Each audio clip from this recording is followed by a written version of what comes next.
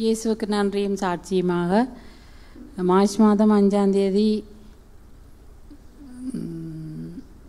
விபூதி புதனன்று எனக்கு படுக்கையால் எழும்பே இல்லாமல் கோயிலுக்கே போயில்லாத ஒரு நிலைமையில தான் நான் எழும்பினேன்.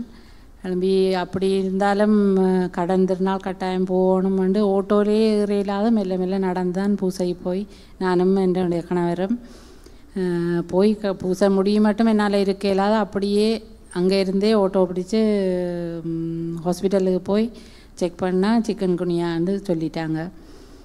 சரி, அப்படியே வீட்டை வந்து அசையே இல்லாது அப்படியே இருந்தோண்டு இருக்கைக்குள்ளே உங்களுடைய அப்ஸ்டேர் வீடு மேலே இவர் ஸ்டே பண்ணுறதுக்கு மேலே போயிட்டார். நான் கீழே எனக்கு ஏறி போயில்லாதபடியே நான் சோஃபாலேயே நான் அதிலேயே படுத்துட்டேன்.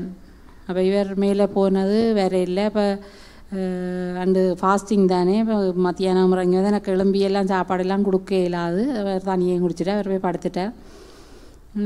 இரவும் எனக்கு ஒரே கோவம் மாதிரி அவரில் என்னென்னா நான் வருத்தமாக்கில் இருக்கிறேன்னு ஒரு கார் அங்கே வந்து பார்க்கல மேலே படுத்திருக்கிறார். அப்போ மகள் சாப்பாடு இல்லாமல் அவருக்கும் கொண்டே கொடுத்து எனக்கு தந்து எல்லாம் செய்தோம் வந்து பார்க்கலேண்டு ஒரே இது. அப்போ மகள் டீச்சர் தானே ஹாஸ்பிட்டல் இந்த ஸ்கூலுக்கு போயிட்டா வெள்ளனை போகிறதுக்கு முன்னம் அவருக்கும் சாப்பாடு தந்து எனக்கும் எல்லாம் செய்துட்டு போயிட்டா 10 மணிக்கும் ஆட்களை வேற இல்லை.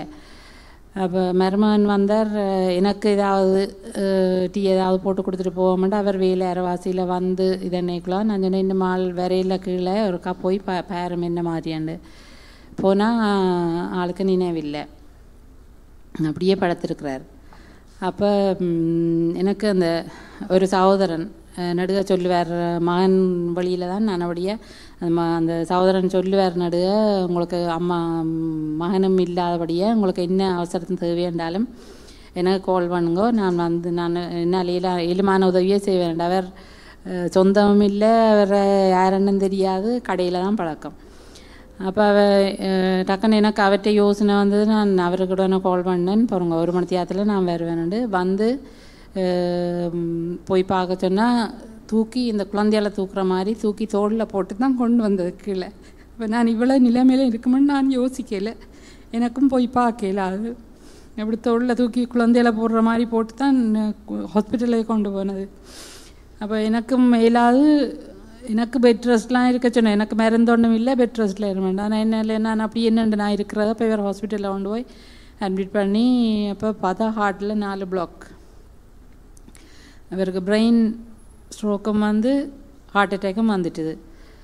அப்போ ஆப்ரேஷன் செய்யணும் அப்படின்ட்டு நிறைய 3 மாதம் சென்றது. அப்போ நான் கடவுள்கிட்ட கேட்குறேன், நான் ஒரு நாள் நான் இந்த துன்பத்தில் நான் என்னோ தெரியாது கடவுளுடைய ஒரு வெள்ளமையோ என்னோ தெரியல, எனக்கு ஏதோ ஒன்று ஆண்டவர் சொல்ல நினைக்கிறார். எனக்கு உடனே இந்த ஆண்டு பற்ற முதல் தான் எனக்கு முன்னுக்கு வந்தது. எனக்கு இந்த இடமே ஒரு தாய் வீடுமாய் தான், எனக்கு அம்மா இல்லை, நான் இங்கே வந்தால் என் இதெல்லாம் நான் தீர்த்து கொண்டு போகிறேன். இப்போ என்ன சரியான கவலை 2 மாதம் வேற இல்லை, நான் 3 மாதம் நான் ரிட்டீட்டுக்கு வேறே இல்லை, எனக்கு வேறே இல்லாது. அப்போ இன்னத்தையோ எனக்கு உணர்த்துறார், இன்னும் எனக்கு ஆண்டவர் சொல்ல நினைக்கிறார், எனக்கு அதை சொல்லும், அது என்னது சொல்லுமெண்டு அப்படியே நான் வண்டி கொண்டு இருக்கக்குள்ள எங்களுக்கு மாதிரி பண்ணி எங்களுக்கு 40 வருஷம் முடிஞ்சுது. இப்போ தான் அவர் என்னோட சேர்ந்து ஒரு குடும்ப ஜெபமாலை, இப்போவும் எங்கே போனாலும் இப்போ ஃபாதர்ஸ் இதனைகளோட குடும்ப ஜெபமாலை சொல்கிற ஆக்கள் கை வைத்துங்கோ அப்படின்னு சொன்னால் எனக்கு ஒரு வெக்கமாக இருக்கிறது. நான் இவ்வளோ ஜபிக்கிறேன், நான் இவர் ஒரு நாளும் நம்பிக்கை இல்லைன்னு இல்லை, ஆனால் ஜபிக்கிறேன் இல்லை, எங்கள் குடும்ப ஜெபத்தில் ஒரு நாளும் பங்கு பெற்றேன் இல்லை. அப்போ இவர் தானாகி வந்து கேட்டால் நான் அம்மா நான் பாவ சங்கீதம் செய்யணும், நற்கரணை எடுக்கணும்ட்டு தானாகி என்ன நினைக்கவே இல்லை. நான் இந்த வாழ்க்கை முடிய முதல் இப்படி ஒரு அதிசயம் நடக்குமென்று நான் நினைக்கல. ஆனால் இன்றைக்கு மட்டும் இது வரைக்கும் பஸ்ஸில் வரையக்குள்ளேயும் எங்களோட குடும்ப சோமாலை இன்றைக்கு டைம் இல்லாட்டியும் வந்து பஸ்ஸில் வரையக்குள்ளேயே நாங்கள் சொல்லி இந்த நிமிஷம் மட்டும் 4 சோமாலை நாங்கள் சொல்லியாச்சு. அப்படி எனக்கு ஆண்டவர் செய்த நன்மைக்கும் எனக்கு இந்த அது நான் நடுக சொல்லுவேன், வேறு இப்படி மனந்திரும்பினபடியாக இன்னும் ஒரு காட்சி கேட்குனியாக வந்தால் கூட நான் தாங்கிறதுக்கு நான் ரெடியாக இருக்கிறேன். இப்படி ஒரு எனக்கு ஆண்டவர் செய்தபடியாக நான் ஆண்டவருக்கு நன்றி சொல்லணும். அப்போ இவர் உடனே நடுக சொல்கிறேன், இந்த ஆண்டவர் தானே தனக்கு நடுக மனசில் வாரது இந்த ஆண்டவர் தானே. ஒரு நாள் இவர் பக்தியாக வார இல்லை, சும்மா என்னோட வாரது இதுன்றது.